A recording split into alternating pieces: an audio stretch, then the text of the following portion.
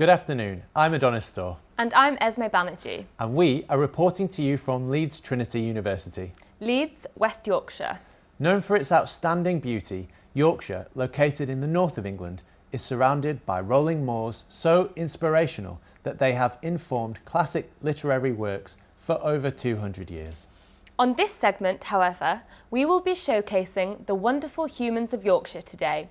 These stories highlight the diverse and unique communities that reside in one of the UK's most vibrant counties.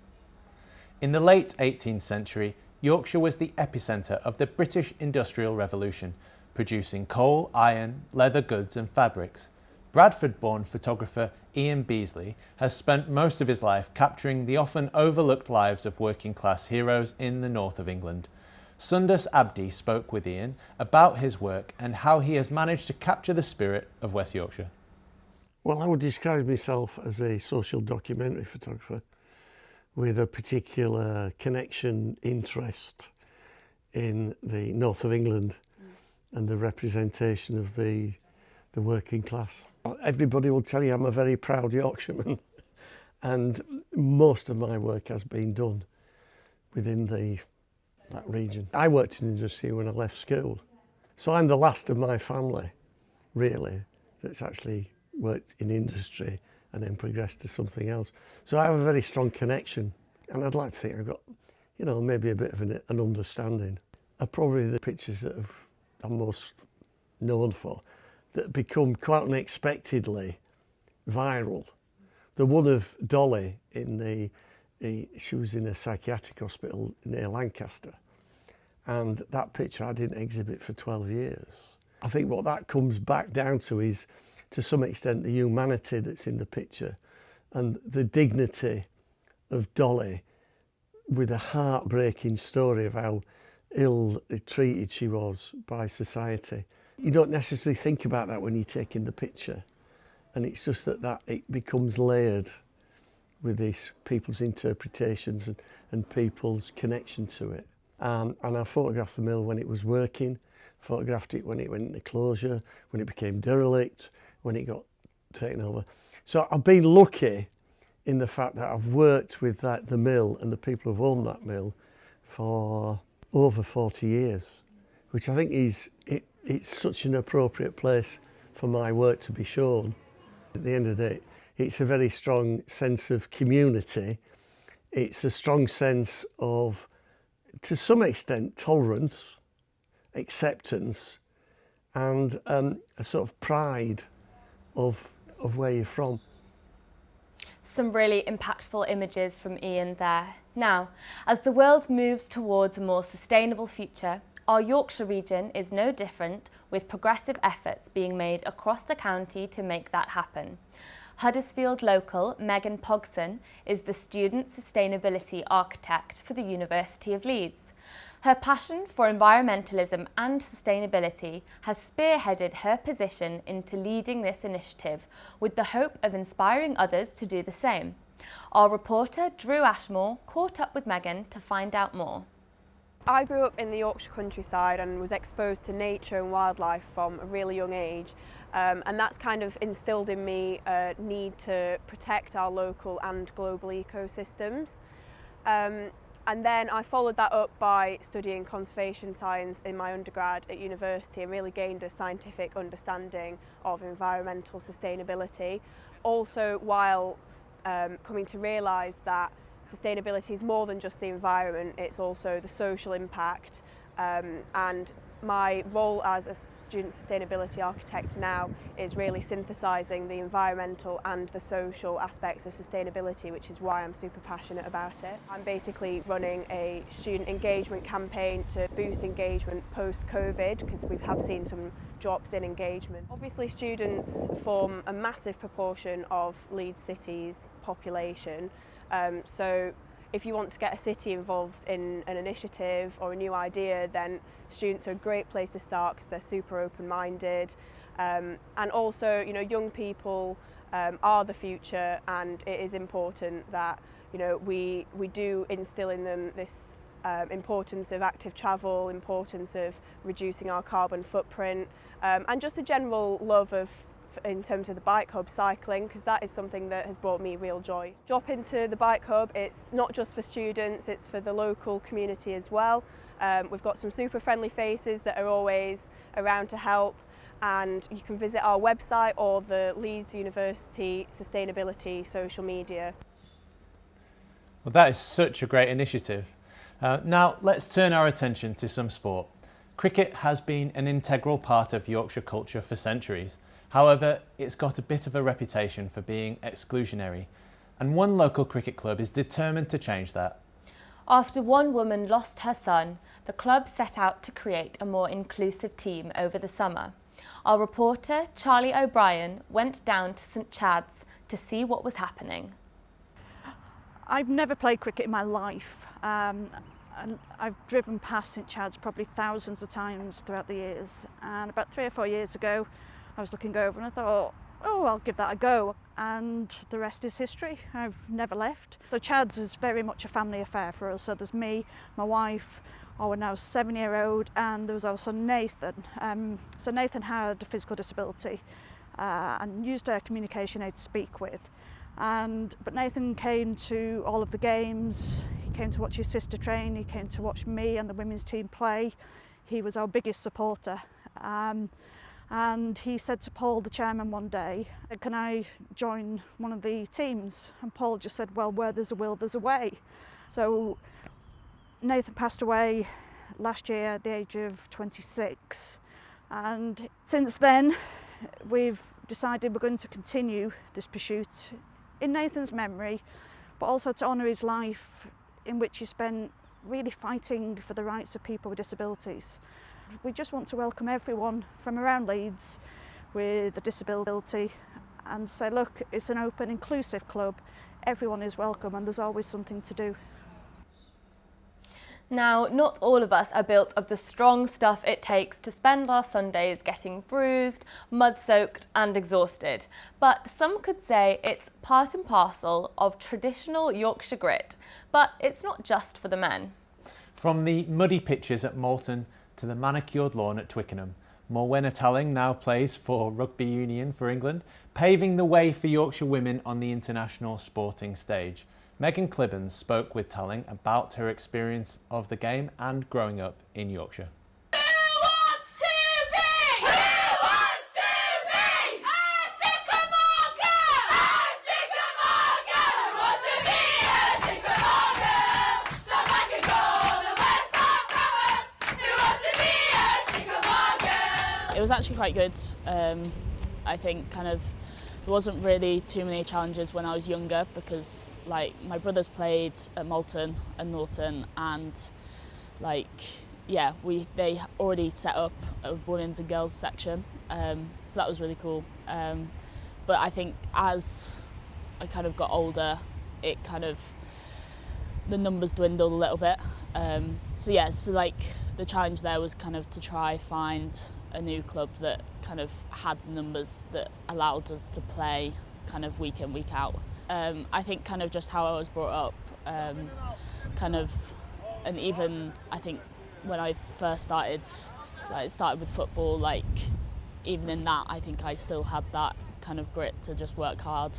But yeah, it's definitely transferred, and I think playing for Sale as well, that's obviously a big motto of theirs as well, is that Northern Rugby matters, and that Northern Rugby bit and the work hard, the Northern grit we talk about week in, week out. It's a proud and privileged moment to play for England, but I think we're playing alongside Zoe, Tatiana, Ellie as well. It just makes you realise that Yorkshire's still a big part of me. Every other Sunday of the month, you're likely to see a parade of women wandering around Leeds. Girls Who Walk is a social group that helps women in Yorkshire make new friends. They regularly meet up for coffee and walk across the city as an easy commitment, low-cost way to socialise. Meg is the coordinator and believes that now more than ever, it's really important that women find their people. Now, more from Holly Hughes. So my name is Meg, and what I'm doing in Leeds at the moment is that I'm finishing a grad scheme. So I've been doing a business one, sort of going around through rotations. I've been involved in stuff like governance, events management and internal comms. Girls Who Walk is a gender expansive community. We work with girls and LGBTQ+ people and non-binary people in Leeds, just as an opportunity to make friends, get out into the environment, just shake off the Sunday scaries and do some nice things around Leeds. So the sort of things we usually do, we normally do yoga. We've done that 3 times since we started. We do some coffee and walks. We mostly start at a local independent coffee shop and go for a walk through there. We set up Girls Who Walk just off the back of the success the Manchester one had. A few of us were just looking to create that in Leeds. I didn't really have a social circle. I didn't have many friends or know how to make them. So it was a really nice opportunity to just go out and do that, find like-minded people and build this nice community for us to have. And just get to sort of experience the organising of it. Any event that we sort of want to create, we can do that, and it's nice to sort of have that to fall back on. Now, here in Yorkshire, we pride ourselves on our vibrant communities and the diverse population they foster. We try our best to create warm, welcoming environment to all those who choose to call Yorkshire home. One man playing his part in that is Pierre Malo-Moujon, a student in Leeds who manages the Bikes for Refugees charity scheme. Our reporter Will Cooper spoke to Pierre about the project and its impact on the local community. Being a refugee takes up a big part of their life, and they get sort of categorised into this. It's nice to sort of step outside of just that box for once. Yeah, so my name's Pierre. I'm a final year economics and geography student at the University of Leeds, and through the Society Star Student Action for Refugees, I coordinate the Bikes for Refugees project. Part of that is we collect old donated bikes. A lot of our donations come from students or university staff, and then we fix them. So we're all volunteers. Once we've fixed up the bikes, we then send them over to PAFRAS, which is Positive Action for Refugees and Asylum Seekers. So they're a Leeds-based charity. We just give them to then pass along to refugees and asylum seekers. So bikes are a free way of getting around. The price of just a bus ticket to get there can be quite a big constraint. It is actually quite a big barrier to people in the system and in that situation. I think a big part of the reason why I first started to get involved was it was an opportunity to learn how to fix my own bike, and then after starting I realised how rewarding it was, and that made me want to carry on and continue doing it. Now you'll need to limber up for this next story, because twice a month a small dance company here in Yorkshire brings together a group of blind and visually impaired people for a very special workshop where they can enjoy the freedom of dance. Set up 2 years ago and called Unbound Dance Theatre, the founder is on a mission to make dance accessible to all and has created a space where people with disabilities are free to experiment with music and movement. Our reporter Raj Kaur went along to see the impact of her work, how it goes beyond the classes and helps them in everyday life. Dance is all about connection, and it's that tool, and I'm using it to help people. My mission with Unbound Dance Theatre is to make dance more accessible for everybody. Our main focus is working with blind and visually impaired people, so we're making dance accessible for people with visual impairments. But through our learning, we've discovered that all our practice can be applied to anyone. So the big aim, our big dream is to allow anyone to dance. We can take a lot of different shapes. First of all, one thing that's important to remember is every sight loss is different. So every person you're working with is unique. So you need to learn how to work with the people you have in front of you. It's not about trying to see, it's about closing the eyes, understanding and connecting with your own body and understanding how you can dance through that. Here again, it's two-way communication. I give them something, but they give me something. And we always do a bit of a checkout at the end to see how people are. And they are feeling better in their body. Their body feels smoother, more articulated. They free up space in their brain, so there's this sense of opened up. They opened up to the space, they've opened up to themselves, and then they've opened up in a really genuine way with other people. So I think there's this sense of elation and elevation at the end of the workshop. I do feel a bit like dancing now. So our next guest has a very interesting background, having worked as an Anglican priest his whole life. He now tours Yorkshire, filling in for Sunday services where he's needed. So he's like a supply teacher, but for churches? Exactly, Esme. So Ben Moncey went to go speak to him to find out how his unique job works. I was in full-time ministry for over 40 years, but now I'm part of the old and bold. Well, old anyway. I'm what's called a retired priest. I help out in parishes in the area around York and York itself when called upon to help by the vicars of other parishes. One of the interesting things about the Church of England is the whole variety of styles of worship, and I have this rule that I obey the table manners of the place where I am. I do what they're used to as far as I can. Of course, mistakes are sometimes made, but they're very forgiving, most congregations. I think the thing I enjoy most about working in the church is working with people at the very important points in their lives. You know, baptisms following a birth, weddings when a couple commit themselves to each other. And one of the most challenging, but also one of the most rewarding areas of ministry is helping the bereaved. And I think that's one area of ministry which is very important. Now, Adonis, you went to Parkrun at the weekend. I did, yes. I went to Parkrun in Bramley, where I live.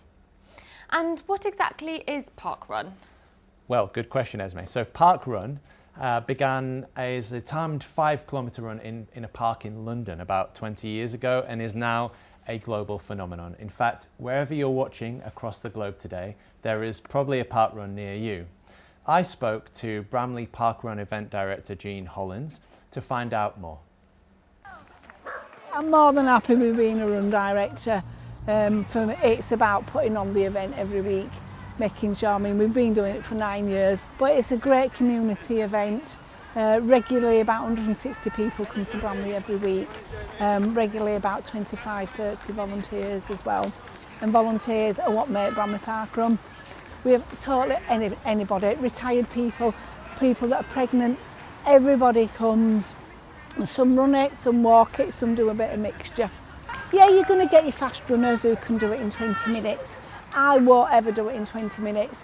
It's come along. You don't have to run it, you can walk it, you can volunteer. Just come, sit and chat to people if you're feeling a bit nervous. Look for somebody in a high vis.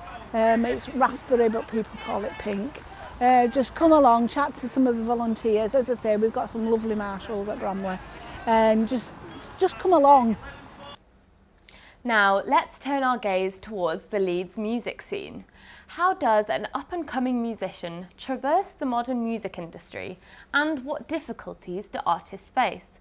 Our entertainment correspondent, Johnny Holmes, caught up with local singer-songwriter Priya Silk to chat tunes, rebrands and life as an artist.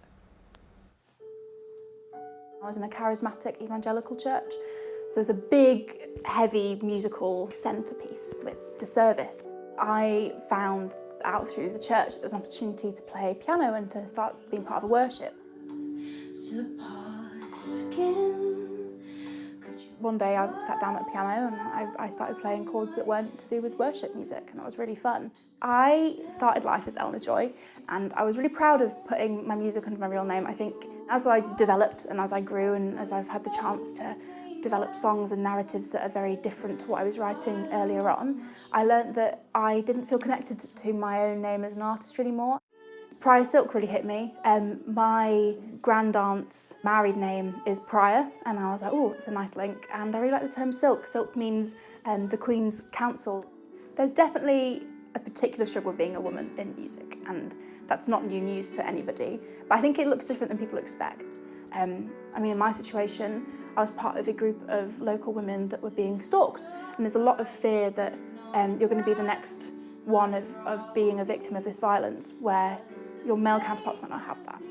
Currently working on a debut EP release. I have a bunch of songs that I've been working on for years. I've got about 200 in the backlog, which is insane and unhealthy. And now we turn our attention to local Yorkshire legend and English music mogul Dave Beer.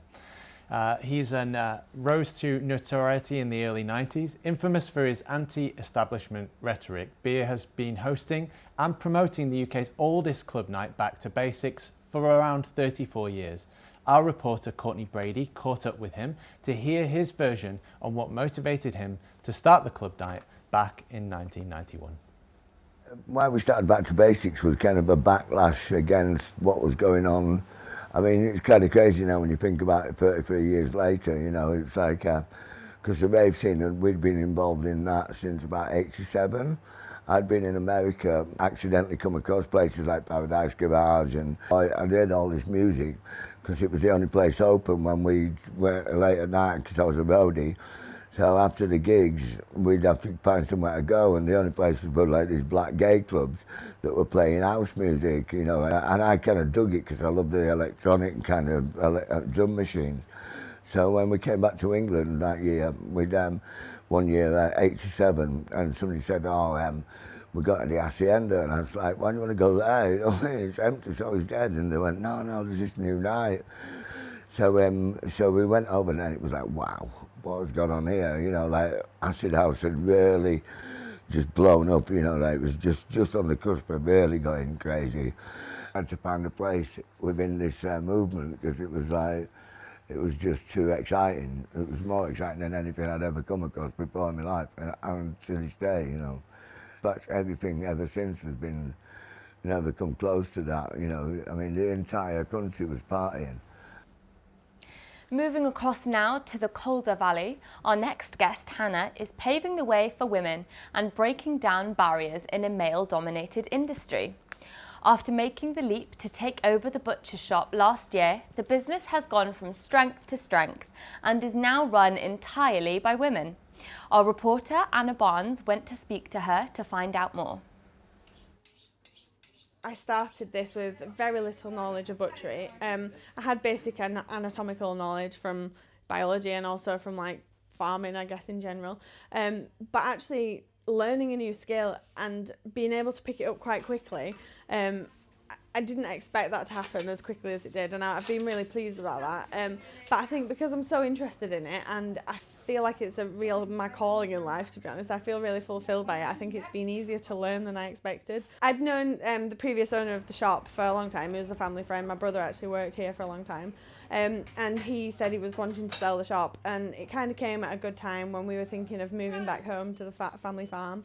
My husband and I decided, well, it was a bit of a career change for me, but we thought the best way of marketing our own produce was to actually sell it ourselves and cut out the middleman. And we're hoping that it's going to future-proof the farm for us when we take over eventually. I think a lot of people are really interested in animal welfare as well, and having local food, and I think that's something that stuck with me. Like, quite a few people are really appreciative of what we're trying to achieve. So there's a little old couple that come in and they ring up sometimes and they order some of we do like some added value products, so like chicken fillets with a mushroom sauce wrapped in bacon, and they ring up on a Saturday sometimes and ask us to make them for them. And when they come in, they just said, you know, you've really changed our lives with these. And as much as that sounds like a massive statement, they said we just got so bored of food, and it's so lovely to find something such high quality that is so tasty, and we just absolutely love them. And that really made me think, oh, I'm actually doing something really worthwhile.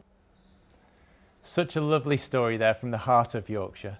Well, thank you for joining us. I hope you learned a little bit more about the amazing people of Yorkshire.